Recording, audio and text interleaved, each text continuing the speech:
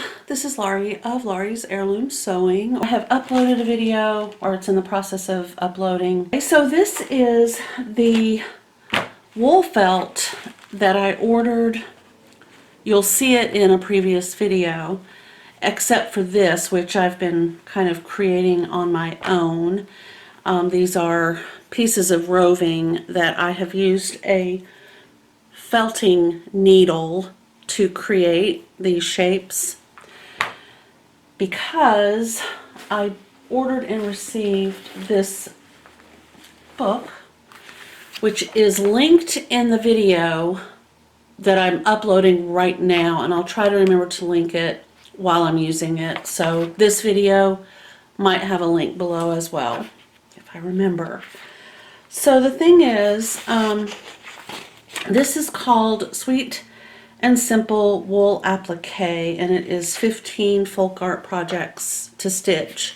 I'm very inspired by this. I love this type of project, and recently, like yesterday, I finished my homespun table topper that has a burgundy and cream color ticking on the back with square edge binding. So that's the ticking. And I'm in the process of finishing up the other table topper, which is underneath that spool of silk thread right there. When that's done, then I will have 3 table toppers completed. I love having the things that I have made visible to me and in use. So that's why I'm doing this. Okay, so last night I went shopping at Hobby Lobby and I purchased some more wool roving. This is, I've never purchased wool roving from Hobby Lobby before in my life. Anyway, it's for needle felting, and I think you can basically just do like what I'm doing, or you can create things from this, like the little bird that I created last year. I wanted some pink, and this has that pretty pink color, and then there's kind of a mauve color in the center of this purple. And I also purchased this package of fabrics, and I'll open those in just a minute. First, I wanted to tell you, this year I'm going to use acrylic paint and hand paint my Christmas cards. So I purchased a pack of cardstock, and it's just this size. There are 100 sheets. They're all, just basically a half sheet. So I'll be painting on the front and writing on the back. And then I bought, I don't know what this color is called, but it's number 1591643. It's kind of a sagey green that looks Christmassy without looking too Christmassy, I guess is what I'm going for. So they're the envelopes that I chose. So that's the color. And I thought, if I don't use them all, great. I'll have something I can use for something else, or they weren't that popular. So if I need to go back and get more, I should be able to get this color. So I will be painting some Christmas cards, and I might do a video. I've kind of been wanting to, and my daughter, my youngest daughter who lives close to me, recently decided to get rid of her tabletop easel. So I now have an easel, and I can just sit right in here and paint, which makes me very happy. My ginormous, huge easel is out in the garage and is not, I can't bring it into my sewing room. It's just not something that will work for me. Alright, and then I wanted to show you what I've been doing. We'll talk about hem later. Okay, so this fabric that I purchased right here is for some of the projects in this book. So let's take a look at these.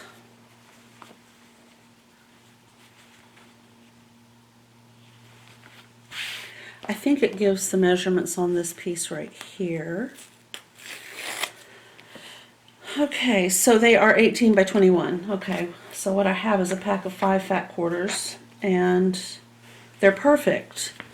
They're just your basic cotton fabric, and they have a slight, okay. Yeah, I don't know if you can see. There.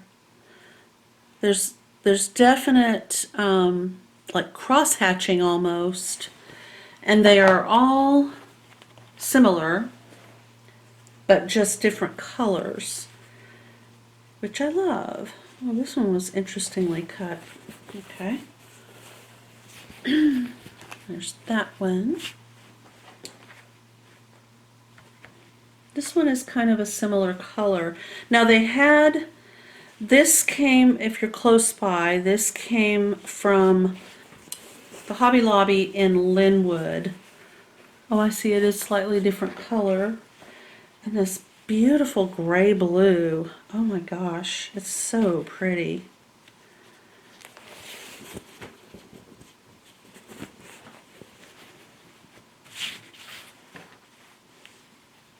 I'm really hoping this is showing up. And then this is just, I think, what I would call straight up gray. It doesn't have the blue tint. I don't know if you can see there's a difference between the blue and just your basic gray. It's hard to see. I think when the projects are underway it will be easier. My thinking for my fireplace mantle, I can just picture some beautiful greenery and just an absolute flock of these birds. They're just adorable.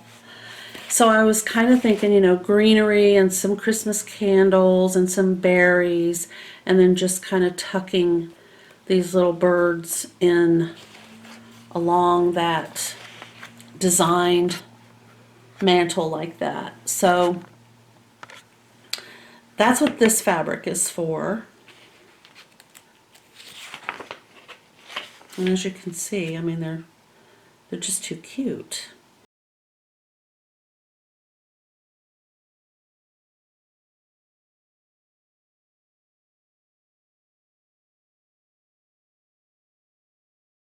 Okay.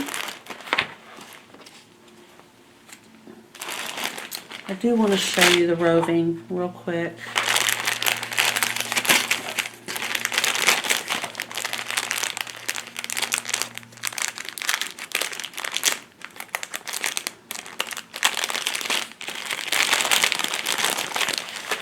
So this is how it comes. Often, some packets you'll get, it will look like this, and some it will just be a twist, which the original package of roving I had was basically, it was just kind of a, thing is, you really don't want to handle it too much because it will become, you know, kind of compacted. But this is how it is. I do want to protect it, so I tend to keep it in either the box it arrived in or a plastic bag. I don't want it to get dusty, and you want to keep it soft. The more you handle it, the more compacted it gets, and then you have to really pull to remove your pieces of roving that you might need. But and then to use it, if you've not seen the video that was done previous to this one, this I think would make a wonderful little flower project. I'm not going to do it today because I'm going to make this skirt for my daughter today. She has a doctor's appointment tomorrow, and I'd like to be able to take that over when I go back this afternoon. But see, you just take a little tiny piece, and then you can put it down on your piece of wool. This would be the base fabric, unless you're making an actual 3D flower. And then you just have little pieces like this, and then a piece of the yellow in the center, and then the green, of course, would be the stem, and you have a scene. So, but we're going to get into that as winter kind of rages on here in 2020. And I'm going to put all of that in my little wool box that I have. I have my needles in here. It's always a good idea to keep those needles in some type of protective tube like that. They're very sharp, but they are also kind of fragile and can break. And it would be a shame for a lot of reasons if you broke one. They're, you know, it's kind of a pain to have to replace them. And then again, if you couldn't find the broken parts, that would be awful. Okay, so there goes all of that. I already talked about the cards. And then, oh, real quick, I'm going to put my little travel bag down. So I've done my best Bluebird. And you know I'm using my own colors. I did not go out and purchase DMC floss. I'm just using what I have. And I'm embroidering this while I listen to The Wind in the Willows by Kenneth Grahame. And if you've never read the book or listened to the book or heard of the book, I highly recommend it. Even if you read it as a child, when you go back, it seems to have, unless I maybe just be reading something into it that isn't there, but it really seems to have a good message for 2020 so far, to me. I don't know if Kenneth Grahame intended that. I don't know how he would have known, but there you go. Okay, so here I am. This morning I was listening to the part about Toad being incarcerated for his insane theft of a motor car, and this is what I was working on. I had finished doing these front feathers right here in the light blue, and they go all the way from the bird's chin all the way back to his tail feathers right here. And then I started on the tail feathers this morning, so I've gotten that much done. I think I mentioned the other day that I ordered some buttons. They will go in this block right here, which is right across there. Those are clay buttons. Okay guys, so here we are. This is the mock-up. I took it over last night and she tried it on. We're good to go. And I hope that I'll have time today. So I will see you back here in just a little bit. Okay, so I have managed to pull everything apart carefully. Removed all the stitches, as far as I know, got all the thread. Pull, oh, there's one right there. But what I have to do next is press it. Alrighty, I am back with pressed pieces that I'm going to treat just like a pattern. I do want to pull this out. This is a facing guide that I made for that skirt, View C. View C is the skirt that I am making, and I'm using this waistband for length, for width, not length. Alrighty, so here we are. We have the fabric, and the instructions will be the same. Even though I'm using a mock-up, I will still use the instructions for laying my fabric out and my pattern out from the guide that is provided. So this is the back side of the fabric, and the selvage is way over there, and this is the other selvage right here. And of course it's folded this way right here.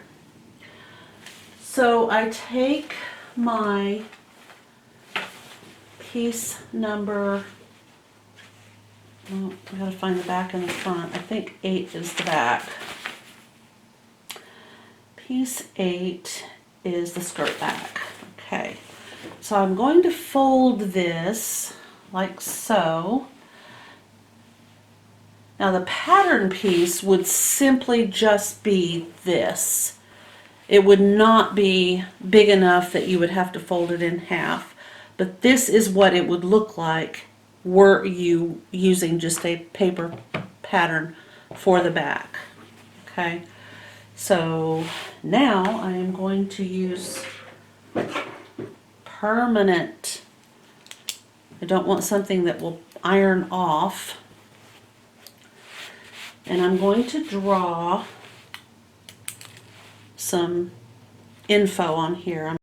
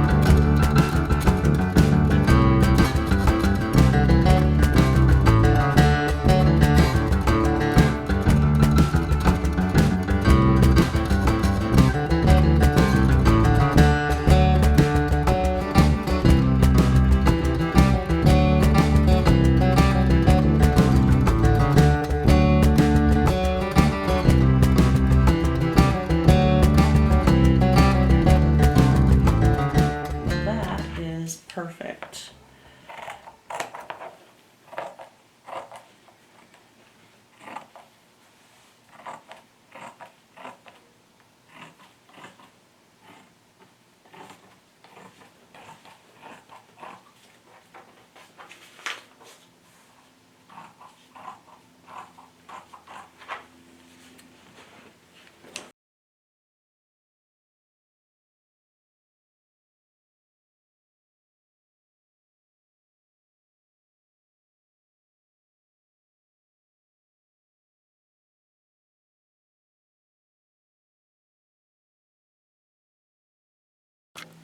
Alright guys, I found my chalk. It's called Taylor's chalk. It comes in a variety of colors. I'm going to be using white. It also lasts forever. Not on your fabric, but I mean I've had this for, I don't know, about 5 years now. Okay. Now the hope is that it will show up on my fabric. That's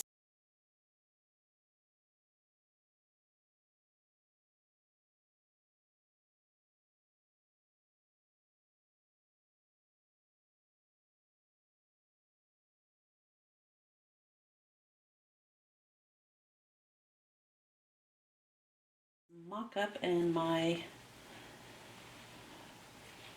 dart and mark the end of it. I need to know where that is. And I think I'll just put a pin vertically at the end of it, like so. Then I can stitch it. Not on top of the pin, of course. I'm going to put my needle down, move the pin, and now I can sew. The bottom part of your dart will come unstitched, so it's best to go ahead and lock that and the top part in place.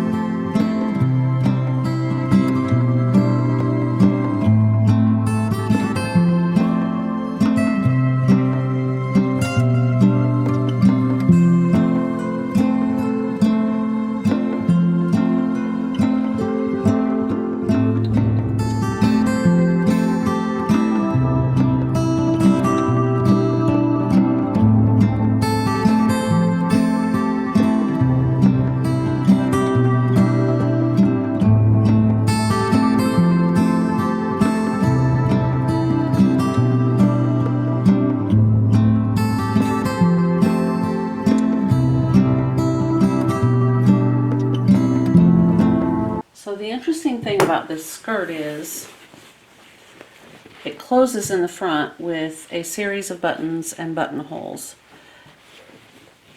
That's basically what's left. So I'm going to go give this a press, and we're going to check on that waistband, see what that looks like, and I'll be right back. Next is the Heat and Bond fusible interfacing.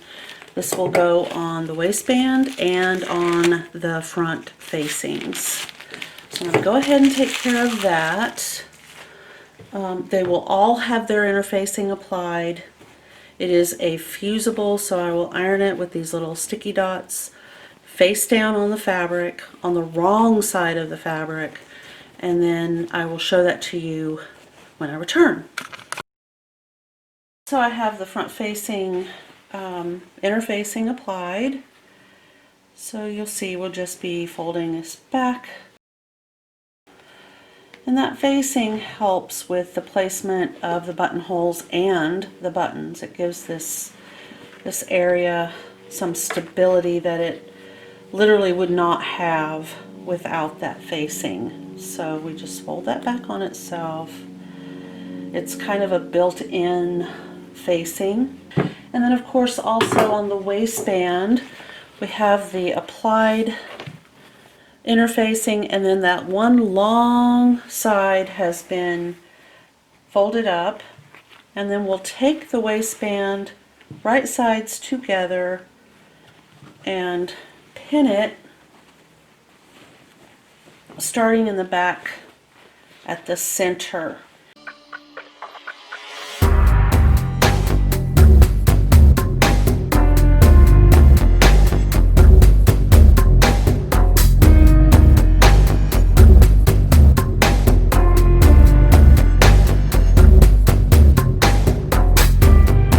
Make sure that you have your facing folded in, like I have here. Okay, like that. And then do 5/8 of an inch all the way across the top. Don't worry about this right now, the end of this waistband. That's not an issue at this point.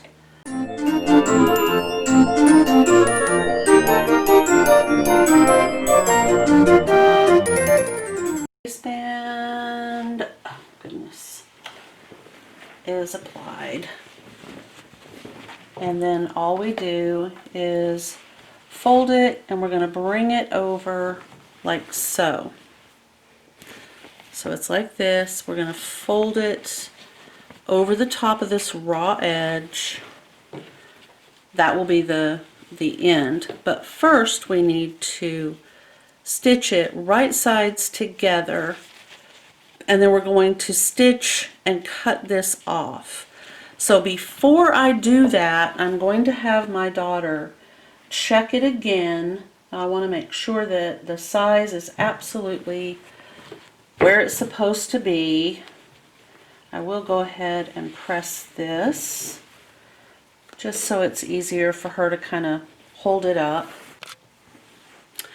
Okay guys, I'm back. I have no idea where I was when I left off.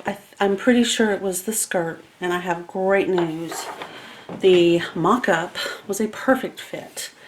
So tomorrow, which will be, this is Monday, November 9th. Yeah, it's already the 9th. That's crazy. Monday, November 9th of 2020. And Tuesday on the 10th, my daughter will come by for the button and buttonhole fitting. But the mock-up worked beautifully. The skirt fit, she loves it. So I am delighted that every inch of work that I did on the mock-up paid off. And I will keep that pattern because I want to talk about that after we go through all of this. So what is all this, you may ask? Well, this is a broken lanyard that I made myself, and I really like it. I like the fabric.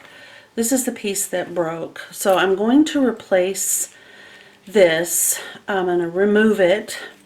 I might actually cut off these two and replace them with different fabric.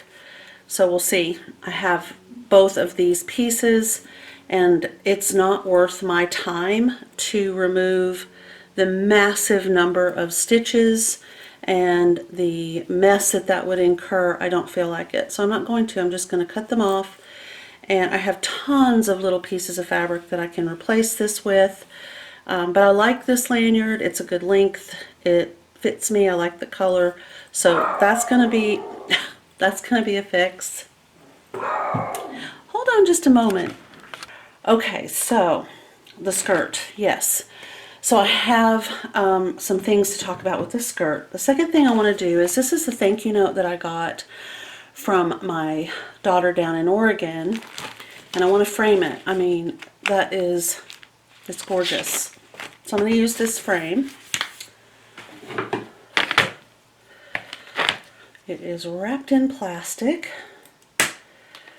and I believe, although I cannot prove it, well, wait a minute, can I? No. I think it might be a dollar store photo frame. The kickstand, easel, and then of course it has these, so that if you want to hang it, which I do. I know that you need to be careful. I can almost guarantee that this is a plastic or a very soft metal.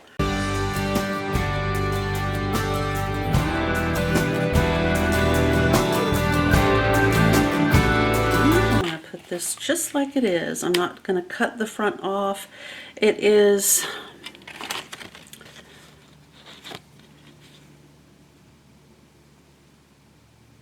and then this is the front, I think. I don't know what that says. I can't read it without my reading glasses. But this is just gorgeous. And if anybody else is like me, blue is just so compelling for a flower color. And then I always turn these backwards so that if there's any uncovered area on the front, the white from that will take care of that issue. But anyway, as I was saying, blue is just, it's like everybody's favorite flower. But there we go. I think the silver frame is, even though it's not real silver, it's just a little plasticky, metal-y frame. It plays off of the blue very well. and I'm going to hang it in here. I don't know where yet. So at the moment, this will just sit right up there on my shelf, right there. Okay, I'm moving on. I may have mentioned this project. I think I did. Okay, so this I've been working on. I've been listening. I think I mentioned I've been listening to Wind in the Willows on my Libby app. It's a library free Audible book. It's not just strictly Audible, but you can listen to a book read aloud through Libby. Also, nothing I mention is sponsored. I'm not affiliated with anyone, and I am not receiving any money or funding from any person, place, or thing. No noun is paying me to do anything. I'm just mentioning the things I happen to like. So Libby, I happen to like, and I'm using it to listen to The Wind in the Willows. And I was doing a lot of work on this in the last 2 days while listening to basically the last, I haven't finished it yet, but I'm over 50%. This is what I've been doing while I listen to Wind in the Willows, and this is how much I've done. I don't know if you remember what the picture, whoops,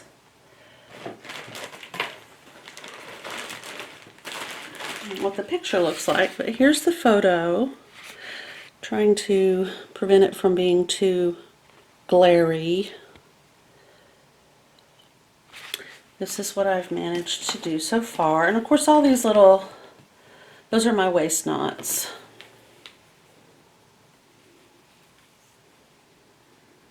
Okay.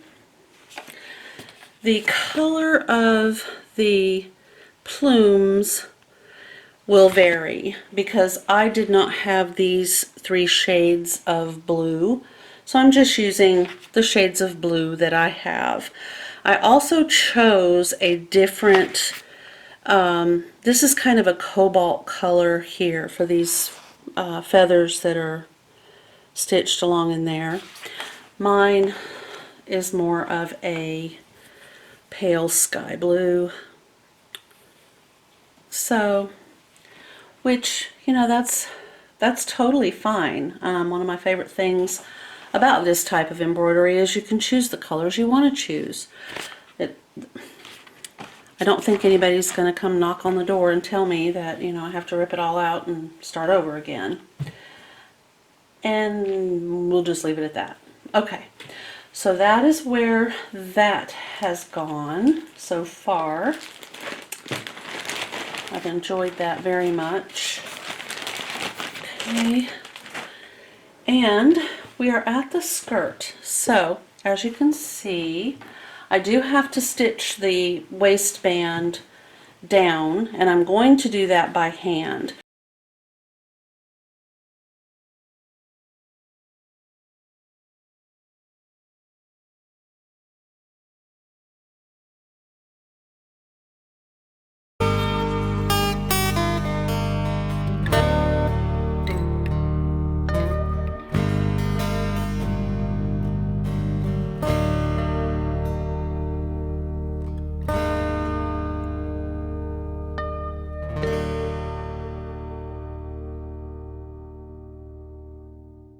Alright, so I think this is the fabric I'm going to go with, and this is the hardware.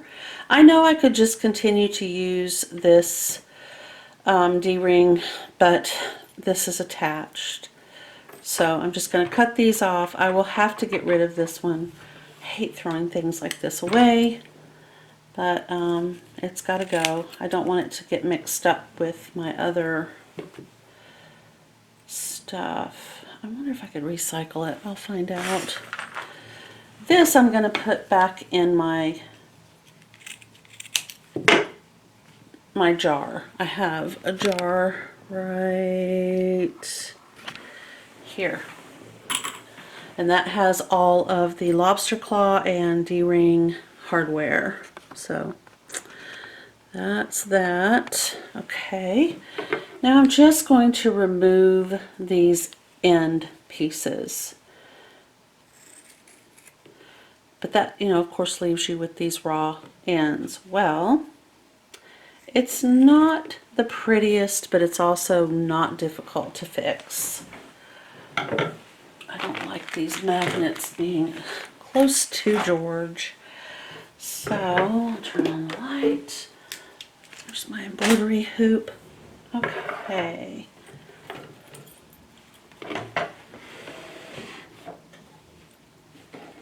Alright, so there's the lanyard.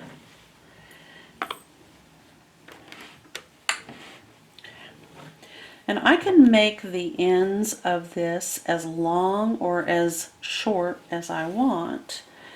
But I think I will go ahead.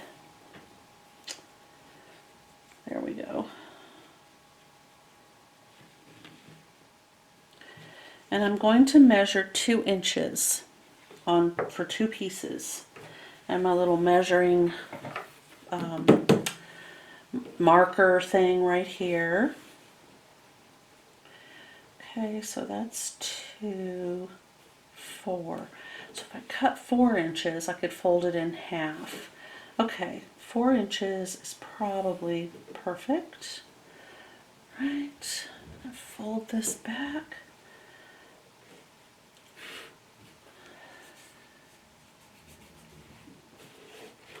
I don't know what that noise is. I don't see anything. It's like a phantom noise. It's very strange. Okay. Now I'm going to fold it in half because I want to square it up. I have a couple of issues. There's a corner that was cut off, and then of course that. So if I line this up, it's so strange. My goodness, I guess somebody must be taking their garbage can. Today was garbage day. They must be taking their garbage cans in the house or off the street. I don't know. Okay, now I'm going to fold it again. So I'll have 2 pieces of this fabric that have like that. I think I'm going to use these 2 rather than these 2. I like the orientation of that little bird. So I'm going to cut it in half along this fold, like so. Okay. Then I'm going to fold this in half. Let me pull this down where you can see. Okay. I'm going to fold this in half. And if I'm not mistaken, this is pretty close. Alright.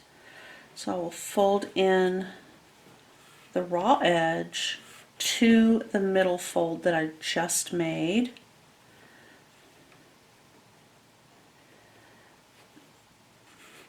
Like so. And then I'm going to fold it in half this way. So you see, not this way, but this way. Okay? Yep. Alright, and then I will fold raw edge under, and I'll pin this.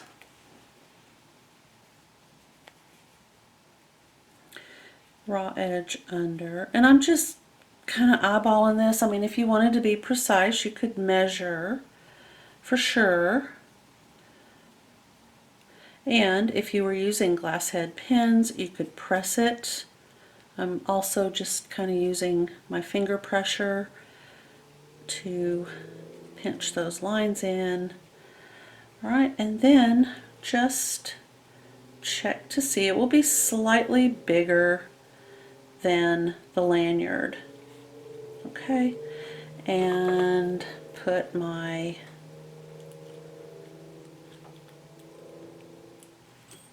D-ring right over that.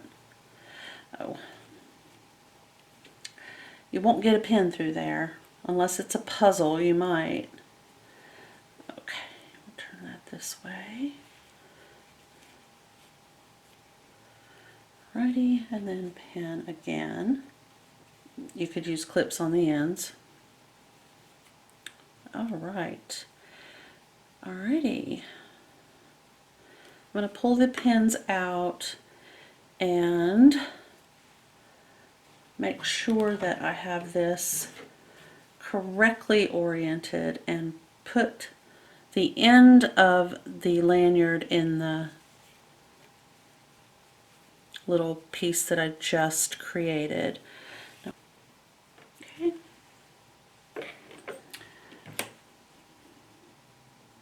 Now, one of the things that you want to make sure, of course, is that you don't hit this metal bar on the D-ring. So my plan is to stitch it straight across as carefully as I can,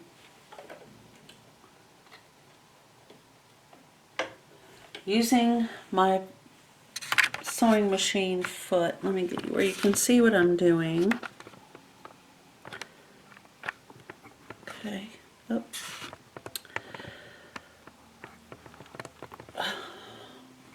For heaven's sakes. Okay. Nope.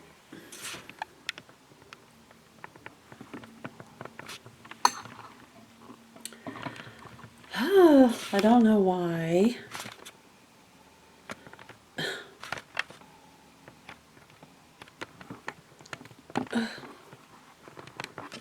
Okay. So the edge of my sewing machine foot is just this side over here of the metal bar. I don't think you can tell, maybe, I'm not sure, but I am still going to be very careful, stitch very slowly, and kind of keep my finger on this bar, or this D-ring. Try to hold it. Nope, you still won't be able to see it. Well, I'll just take a chance. I shouldn't, but I'm gonna.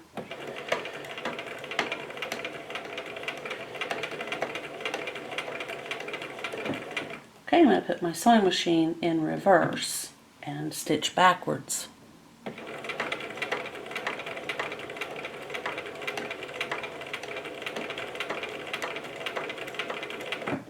Okay, now I can take it out of reverse.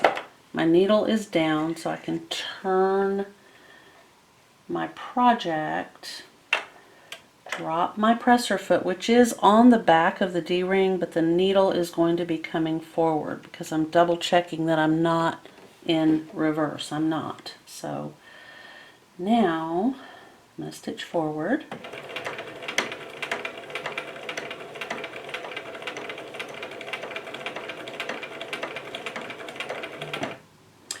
Lift.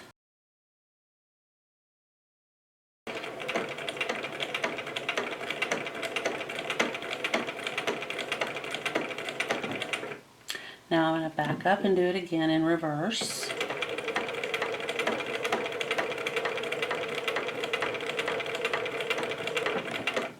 Okay.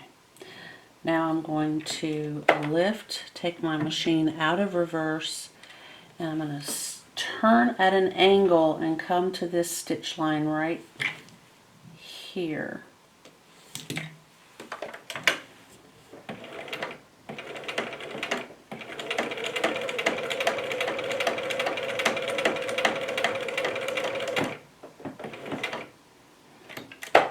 Okay, turn, come toward me, I'm not in reverse.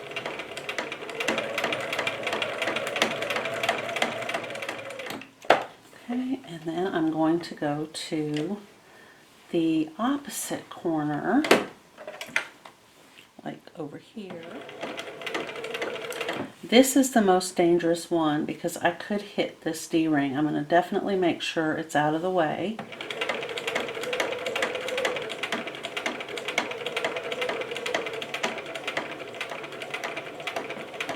Okay. But this is what I have at this point.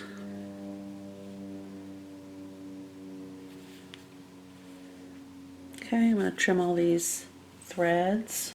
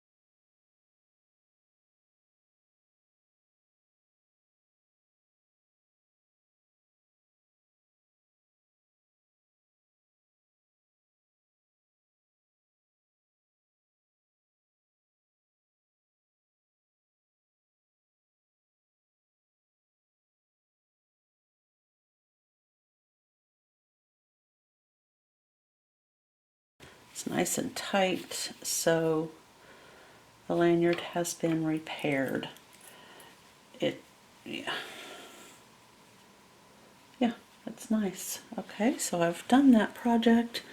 My plan for the rest of this evening is to work on this video, get it uploaded, and then tomorrow, as I said earlier, I will be working on the skirt around noon.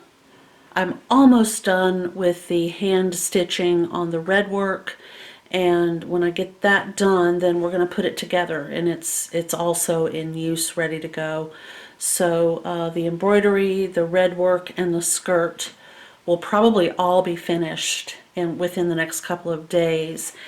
And this, my friends, this is next.